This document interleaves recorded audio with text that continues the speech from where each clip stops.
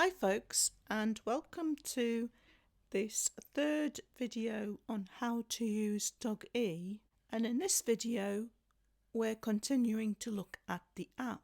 So in the last video I gave an overview of the app and we looked at feeding Dog E using the app, and we looked at a couple of the games.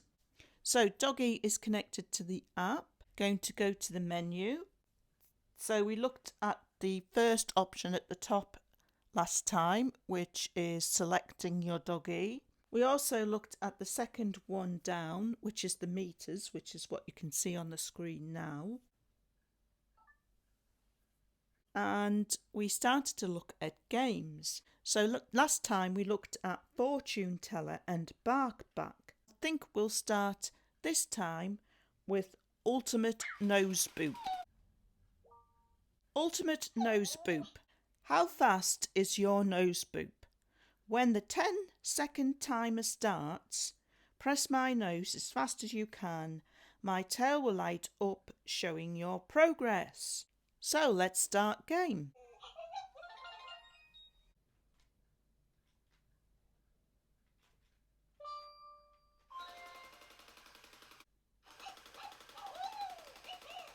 So I'm working with Lila at the moment, and I scored 6 in that first round. So we'll try this one more time.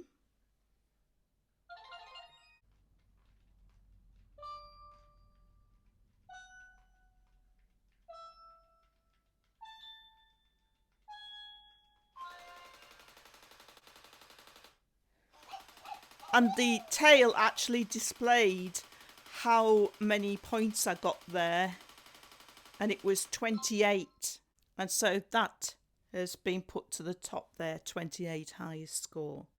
So I think that's enough for ultimate nose boop. Let's try another game. So we'll have a look at stay or go now.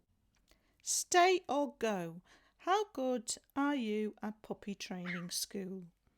I'm ready to train you by telling you when to stay or go. Start in a large, flat space with at least 20 foot between me and you. My lights tell you when to stay or go, and your goal is to get to me as fast as you can without failing training school. Green means run to me, red means stop. Whoever gets to me first and pets my head wins. Start game.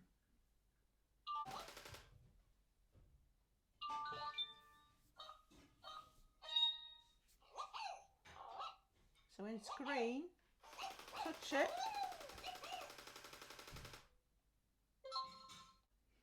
So that's basically it. You get 2 players or more, and you've got to be 20 foot away, and the first one that gets there to stroke the dog's head and is acknowledged by the dog that you've stroked its head wins the game. Bit strange that they say 20 foot. I mean, how many rooms and houses are 20 foot long? So let's try this one now. Code breaker. Code breaker. I use lights and sounds to show a pattern. Using the key, follow the pattern. Every round, the pattern gets longer. How long of a code can you break? So we've got some pictures here, and we've got both eyes, pat the head, right eye and paw, touch the right side.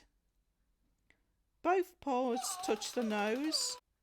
Left eye and paw touch left side. I think that was that side. So that side and then that side.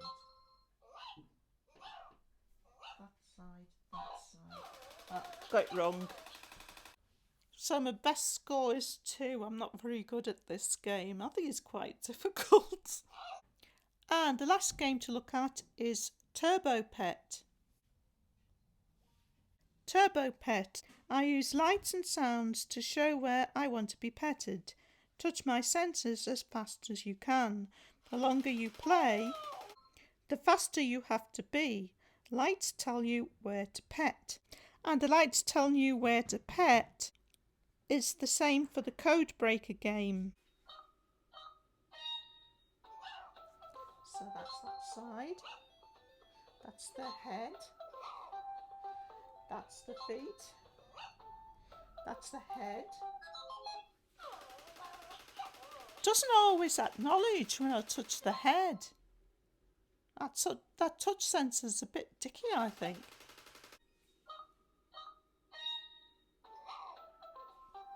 Nose. That's the head. There, didn't acknowledge it again. One more try. It's that side.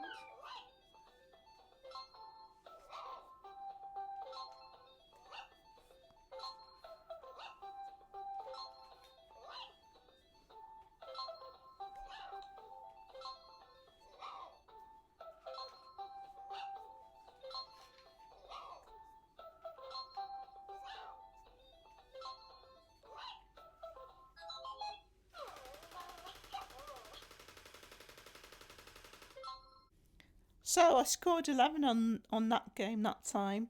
I think you get better at it the more you try. So that's all the games.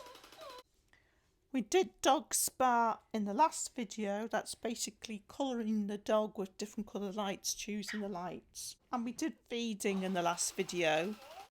So the only activity left is vet. Vet, I feel sick. Touch the moving bugs as quick as you can to help me feel better.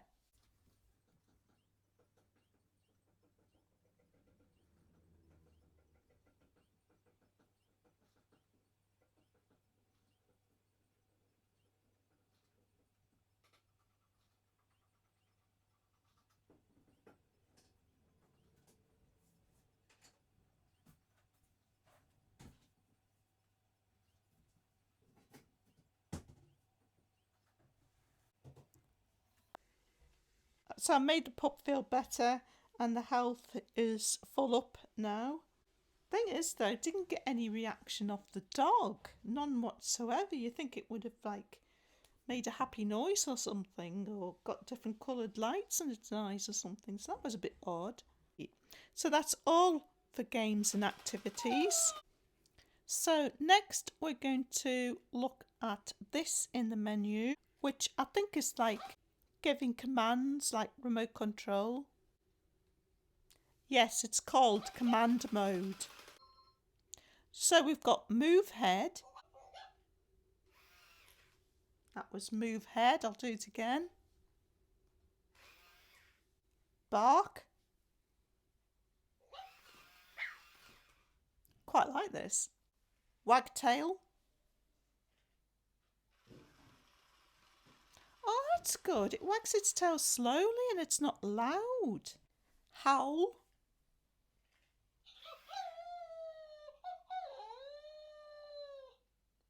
Sing.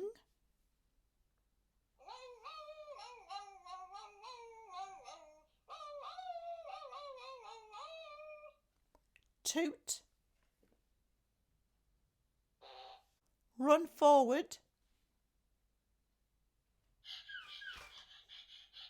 And we've got stop, so I wonder if that stops it when it's in the middle of doing something like wagging its tail. Let's try that out. So we've got wagtail, stop.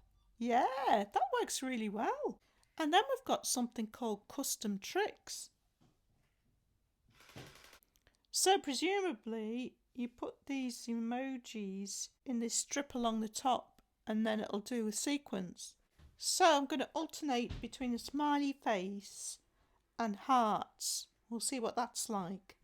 So I'll press play.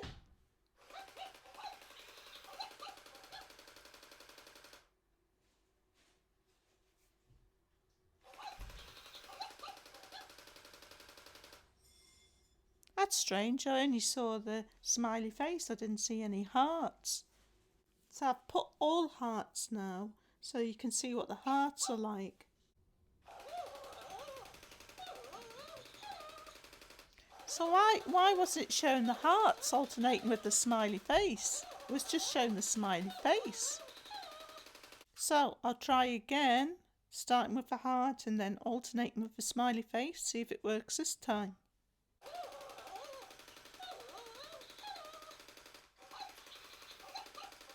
It's working this time.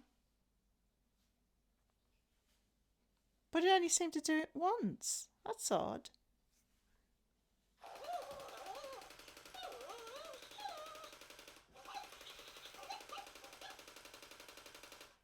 That seems a bit flaky. It just showed the heart and the smiley face once instead of 3 times.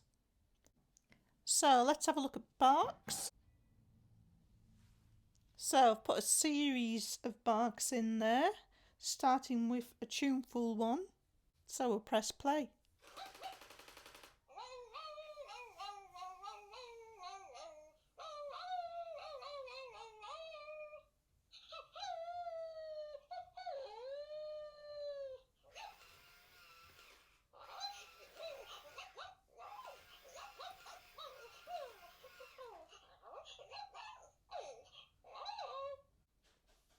So that worked okay.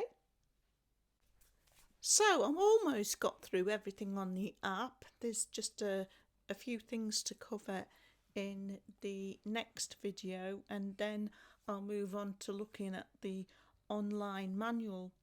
But Paul, what do you think about those things that are covered in the app today? I thought it was fairly good for an app for a toy. There are a lot of games on there, a lot of features. Not all the games were brilliant. Well, part of the problem though was, as I said in a previous video, the touch sensor on the head. It seems quite difficult to activate it. Yeah. It's like it's not sensitive enough. Yeah, it causes a bit of a problem, that, doesn't it? Yeah, especially when you've got to do it as part of a game. I could imagine that being a bit frustrating for a kid. It's frustrating for me as an adult, to be honest. But it's a good-looking app as well on the Android. Oh, the app. Yeah, the app works very well. I did get some feedback from someone who said they were having difficulty connecting the dog to the app, and they tried 3 different phones, but we've never had a problem with ours, have we? No, I mean, my phone, it's nothing special. It's a Realm 7, so it's 2 or 3 years old now. It's a low to mid-range one, and it's running the latest Android, but it seems to work very well with this doggy. You said it was maybe because that's running the latest Android, and if you maybe haven't got an up-to-date sort of system. Yeah, there can be all sorts of reasons why the app doesn't work with your toy. It could be that you can't put the latest Android on your phone. Maybe it's 3 or 4 years old, and you had to stop at maybe. I'm not sure what the latest version is. Let's say it's 12. You might have had to stop at updating Android at 7, and maybe it doesn't work. You get the same thing in Windows as well, don't you? Yeah, some of the games were better than others. Mm-hmm. But you've got a good selection there. Oh, yeah, there's a lot on the app, There's isn't there? an awful lot, yeah. Yeah. And the command mode I really enjoyed. That was quite fun, yeah. Yeah. I liked the idea of having a sequence and being able to save a sequence and replay it. But it was a bit flaky. When I was putting the emojis in, it wasn't always I displaying noticed. what it was supposed to, the number of times it was supposed to. The degree of flakiness for the app and the toy, though, wasn't high. I've seen that's true. toys with apps before which have been a heck of a lot more flaky than that. So, overall, the app's pretty good. So, folks, that's about it for this video. Hope you'll join me in the next video, where I'll finish off looking at the app. Thanks for watching as always, and hope to see you next time.